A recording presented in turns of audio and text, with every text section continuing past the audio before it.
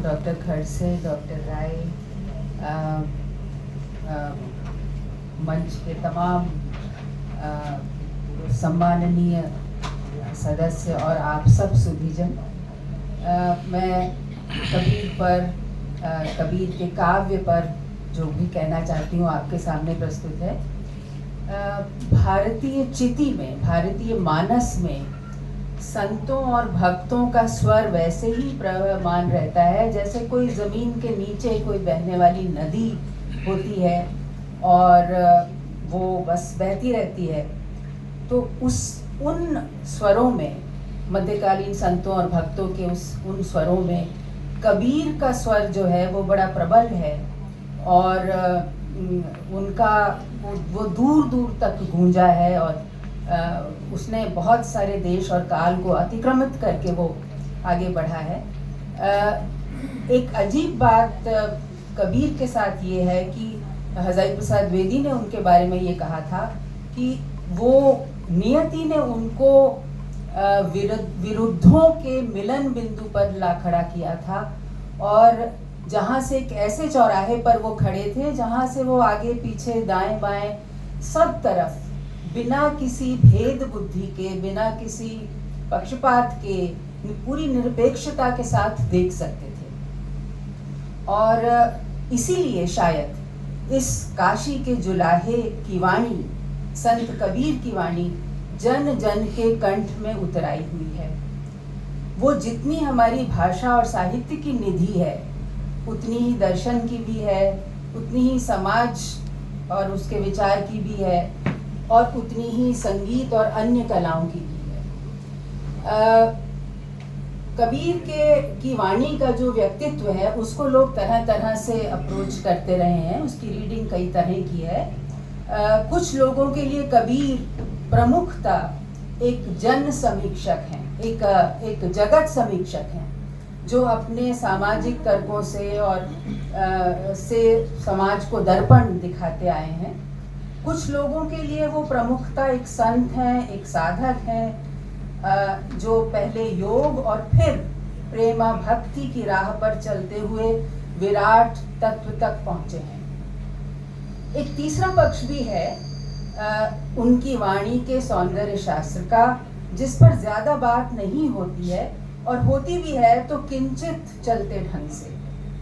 तो मैं उसी पक्ष को ले रही हूँ, लेकिन मैं इसको काव्य सौंदर्य और रूप या शिल्प पक्ष इसलिए कहने से कतरा रही हूँ क्योंकि मुझे लगता है कि इस तरह का जो विभाजन होता है उसमें कई बार ऐसा लगता है कि ये कोई बाहरी तत्व है, जबकि कबीर की जो वाणी में जो एक अनायासता है, एक सहजता है, उसमें ऐसा लगता है कि वो जो भी अपनी जो अभिव्यक्ति है उनका, आप जानते हैं कि वो एक आध्यात्मिक उसको कथ्य को कहते हैं, लेकिन उस आध्यात्मिक अमूर्त कथ्य के लिए वो जो भी संसार खड़ा करते हैं वो ऐसा लगता है कि वो बिल्कुल उनके अनुभव से ही उपजा है, उसी के सहजात है।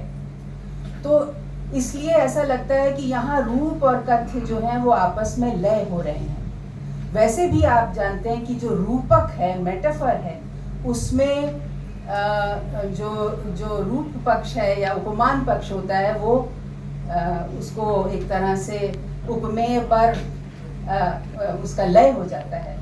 तो इस दृष्टि से आप ये देखिए कि किस तरह कबीर निर्गुण और निराकार के प्रतिनिधि कवि माने जाते हैं, प्रतिनिधि संत कवि माने जाते हैं, लेकिन जब हम उनकी वाणी के करीब जाते हैं तो ऐसा लगता है कि एक सगुण और नाम रूप में जगत उस वाणी में हमारे सामने उभर आता है।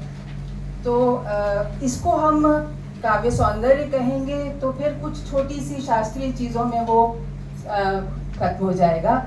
इसलिए अपने अमूर्त को वो जिस तरह मूर्त ढंग में ढालते हैं उसको मैं क्यों ना ये कहूँ कि वो मध्यकाल का देश काल है जो मेरे सामने उभरता है या हम सबके सामने उभरता है।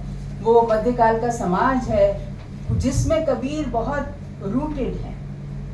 ऐसा नहीं है कि वो खाली कोई बहुत एक काल्पनिक दुनिया रचते हैं, नहीं, वो अपने आसपास के वातावरण में इतने रूटेड हैं कि वो बहुत सहज ढंग से अपनी जो बात है उसमें उसको मूर्त करते हैं। तो आप जानते हैं कि कबीर का जो कैनवस है, कैनवस मतलब जो उसका फ्रेम है वो तो छोटा सा है, दोहा जैसा उनका रूप, या फिर गे पदों का जो शब्द जिसको वो कहते हैं, साखी और शब्द, वो दोनों ही बड़े छोटे आकार की चीजें हैं, लेकिन उसमें जो वो दृश्य रचते हैं, जो अनुभव रचते हैं, वो छोटा नहीं है, उसमें दिग दिगंत व्याप्त है। तो और फिर ये भी है कि कबीर जब बात करते हैं तो वो संवाद करते हैं किसी न किसी से। कभी वो संतों और साधुओं से संवाद कर रहे हैं, कभी वो अवधूत से कर रहे हैं, कभी वो खुद से कर रहे हैं, कभी वो सीधे ठाकुर से या गोविंद से बात करते हैं, और कभी कभी ऐसा लगता है कि संबोध्य कोई बचा ही नहीं, क्योंकि ईश्वर और भक्त एक हो गए। तो अपनी संवाद शैली की उनकी भाषा और उनका जो मूड है वो बात करने वाले के हिसाब से आम लोगों से भी बात करते हैं। लोगा मति के भोरा वाले जो लोग हैं उनसे भी वो बात करते हैं। तो आइए हम उनकी काव्य की जो मूर्त पक्ष है, जिस तरह से वो मूर्ति गढ़ते हैं, उसको मैं आपके सामने रखती हूँ। सबसे बड़ा जो स्पेस वो रचते हैं वो गगन का है। तो मैं गगन से शुरू करती हूँ। वज्रयानी सिद्धों ने, फिर नाथों ने और फिर संतों ने पिंड में ब्रह्मांड के अनुभव की बात बार बार कही है। ऐसे ये कृष्ण भक्ति या कृष्ण लीला में भी आती है। तो उसी के अनुरूप कबीर हठ योग की प्रक्रिया के तहत अपने भीतर जाकर सकल ब्रह्मांड का अनुभव करते हैं और कराते हैं, जिसमें पाताल से लेकर, पाताल को वो मूलाधार चक्र कहते हैं, से लेकर गगन मंडल तक की यात्रा के बीच अनेक पर्वत, नदियां, समंदर, सूर्य और चंद्र, तारागण उभरते हैं, जिनमें डूबते उतराते कबीर की चेतना आगे बढ़ती है और अंततः गगन तक जा पहुंचती है, जहां उन्हें अनंत और विराट का स्पर्श मिलता है। ये साधना का अंतिम गंतव्य है, जहां चेतना का सहस्रार कमल खिल जाता है। यहाँ उसका वर्णन वो करते हैं कि बहुत उजास छाई हुई है, न दिन है न रात, हद से अचानक बेहद में प्रवेश पा जाना है, सब भ्रम हट गए हैं, बंद द्वार खुल गए हैं, सारी वासनाएं मर गई हैं, देह बोध पीछे छूट गया और भीतर से कमलों के खिलने की गंध आ रही है और अनहद ध्वनि की लहरें फूट रही हैं, 36 राग निकल रहे हैं। कबीर का व्यक्तित्व ऐसे में एक वाद्य बन जाता है, पर वो वहाँ तो बस एक ही है, क्योंकि कबीर एक लय हो गए हैं। वही वादक है, वही वो एक तत्व जो है वादक है, वही वाद्य है और वही वादन है। तो इस तरह से अनेक गगन शब्द जो है अनेकों बार उनकी साखियों में और शब्दों में तरह तरह से आता है। मैं उसको छोड़ के आगे बढ़ती हूँ। अब आइए आकाश से उतरकर हम कबीर वाणी में धरती के दिक में, स्पेस में आते हैं और उसका विहंगम दृश्य देखते हैं। इस धरती पर आप इसको एक लैंडस्केप मान लें, वन प्रांतर हैं, खेत खलिहान हैं, नगर और ग्राम, हाट बाट और घाट हैं, युद्ध के मैदान हैं और हैं मसान या मरघट भी। ऐसा नहीं कि ये केवल नाम गिनाते हों। कबीर एक ही चीज को तरह तरह से अलग अलग प्रतिबोधों में कहते हैं, अलग अलग संदर्भ में उसको वो नए रूप देते हैं। यद्यपि कबीर का जो आध्यात्मिक अर्थ है वो तो उसमें गुथे ही रहते हैं। तो कुछ एक चीजों को मैं उदाहरण के रूप में प्रस्तुत करूं। खेत खलिहान, कबीर कहते हैं, अब मोही ले चल ननद के वीर अपने देसा। आप ये संबोधन देखिए कितना क्षेत्रीय है। कहते हैं गंगा तीरे मेरी खेतीबाड़ी है, यमुना के ऊपर मेरे खलिहान हैं, उनमें 7 तरह के व्रीहि या धान उपजते हैं, 5 किसान इस खेती में लगे हैं, ये तो अकथ कहानी है, कह नहीं पाता। आध्यात्मिक अर्थ में नहीं कर रही हूँ, मैं उसका मूर्त पक्ष ही आपको दिखाना चाहती हूँ। विरह के संदर्भ में रहट का बिंब वो खेत से ही लाते हैं। देखो ना, रहट की तरह आंसू की धारा निशिधाम बहा करती है। एक जगह वो खेत के उजड़ने और बर्बाद होने का दृश्य रचते हैं। कहते हैं, हमने ध्यान न दिया और इंद्रियों के पशुओं ने खेत में घुसकर शरीर की सारी खेती उजाड़ डाली है। हटाने पर भी नहीं हटती, न भागने पर भागते हैं। बुद्धि ही किसान है और गुरु ही इनको डराने वाला बिजू का है।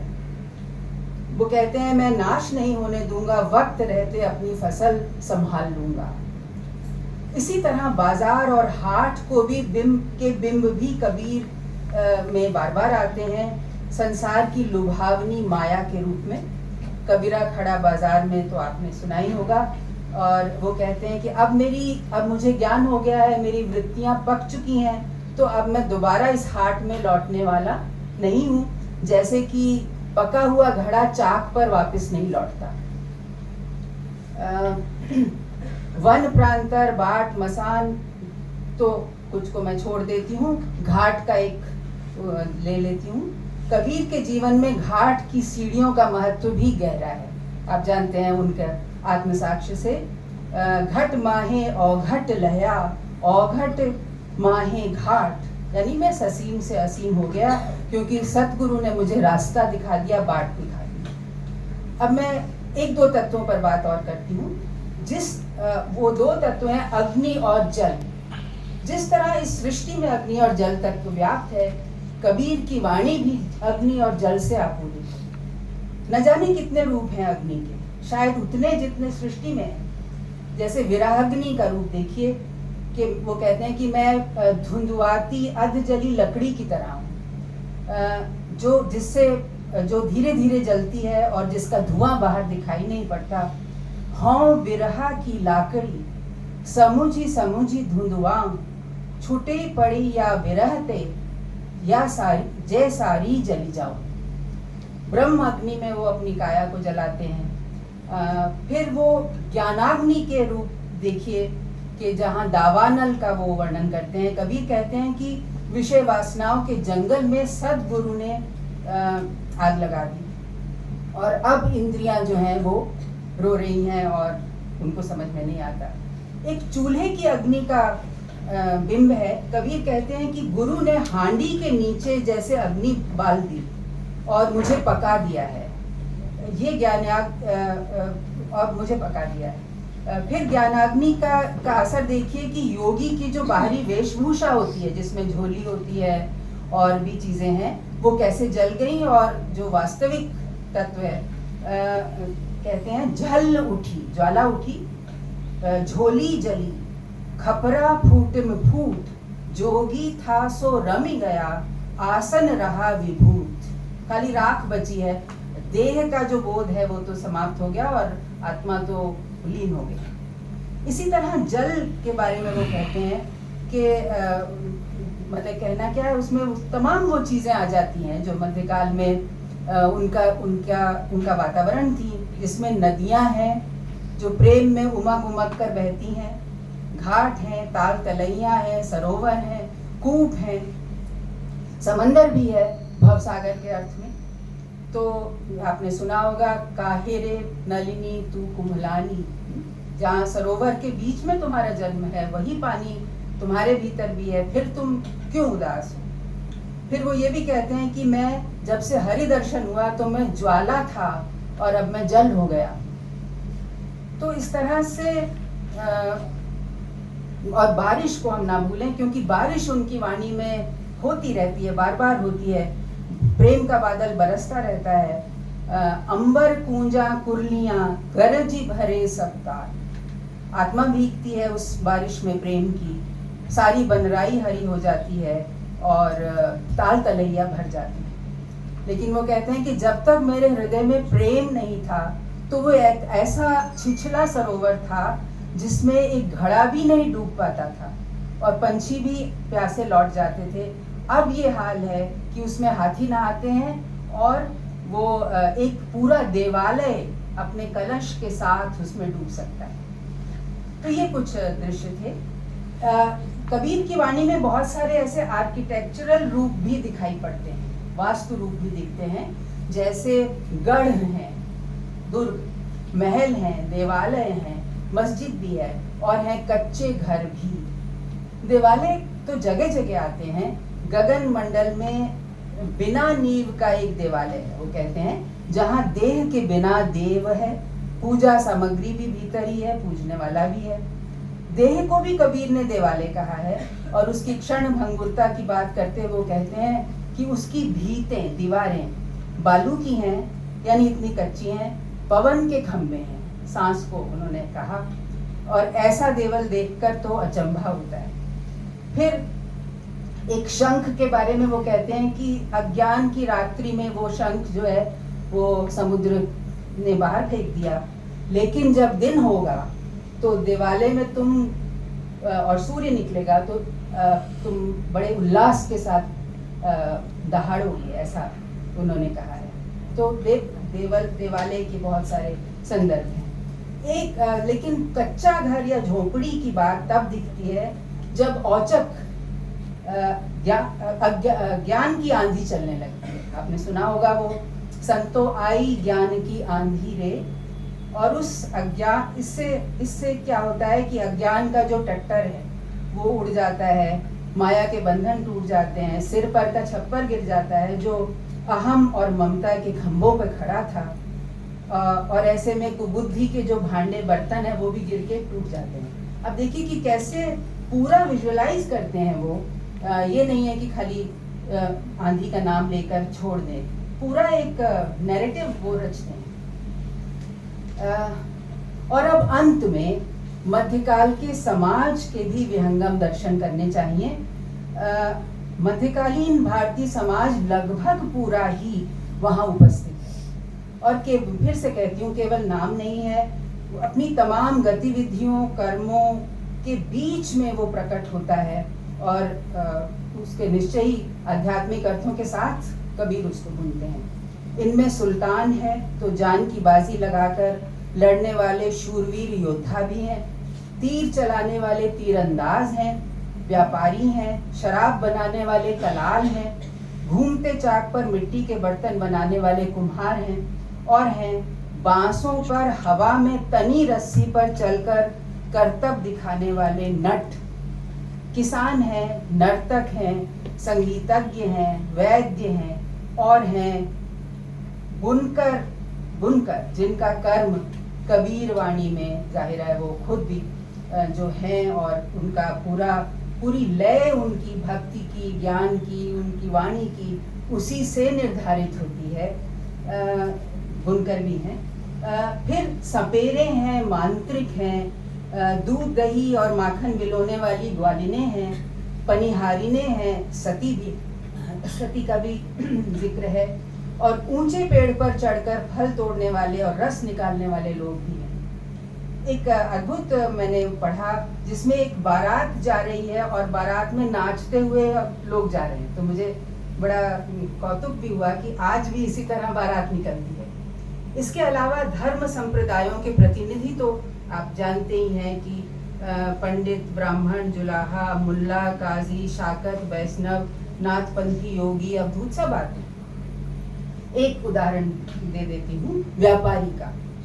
ये चित्र देखिए, जो कहते हैं मन वणिक, मन रूपी जो व्यापारी है वो लेन देन में अनैतिकता बरतने की अपनी आदत नहीं छोड़ता। कुबुद्धि उसकी पत्नी है और पल पल उसे धोखे के लिए प्रेरित करती है। कुटुंबी भी अमृत में विष घोलने का काम करते हैं। और वो एक अन्य जगह कहते हैं कि ये कैसा व्यापार है कि मूल धन तो भूल गया पर ब्याज बढ़ता जा रहा है। 9 बहियों में लेखा जोखा है, सामान की बंधी बोरियां हैं, और इस तरह से पूरा एक वो रचते हैं। फिर नट का देखिए, नाचुरे मेरा मन नट होई, ज्ञान के ढोल बजाई रैन दिन, सबद सुने सब कोई। जिस तरह नट छाप तिलक लगाकर पूरी वेशभूषा बनाकर बांस पे चढ़ता है, सबसे ऊंचा, सबसे न्यारा, अलग होकर अपना करतब दिखाता है, हाथ में ज्ञान का बांस लेकर संतुलन साधता है, सहारा लेकर, वैसे ही तुम भव सागर को कूद के पार कर जाओ तो तुम्हारी कला को समझो, वो कहते हैं। इस तरह न जाने कितनी कितनी चीजें हैं, कितनी विवाह से जुड़ी कितने शब्द हैं, कितना वातावरण है, नैहर, ससुराल, स्वदेश, देश, भाग, होली सब का है, मेले हैं, संबंध हैं, अनेक पशु हैं, हाथी, घोड़े, कस्तूरी मृग है और सिंह है अहंकार का, कुत्ता तो वो खुद को कहते ही हैं। कितने पक्षी हैं, कूंजे, चातक, पपीहे, मोर, प्यासे पंछी, न जाने कितने पक्षी हैं जो गुहारते हैं, रोते हैं। सर्प हैं, विरह का भुवंगम वो कहते हैं, शरीर में जा बैठा है। कितने उपकरण हैं, घट, दीपक, संगीत के वाद्य, गहने। आप देखने शुरू करेंगे उनकी वाणी एक पूरी दुनिया रचती है, एक पूरा काल रचती है, एक पूरा वातावरण रचती है। धन्यवाद।